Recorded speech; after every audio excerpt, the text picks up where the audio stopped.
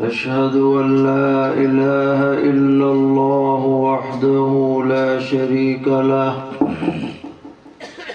وأشهد أن سيدنا ومولانا محمدا عبده ورسوله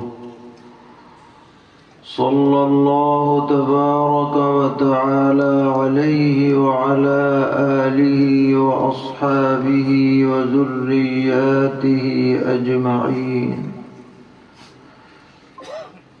أما بعد، فأعوذ بالله من الشيطان الرجيم. بسم الله الرحمن الرحيم. ولا تهنوا ولا تحزنوا وأنتم الأعلون إن كنتم مؤمنين. صدق الله مولانا العلي العظيم. معزز علماء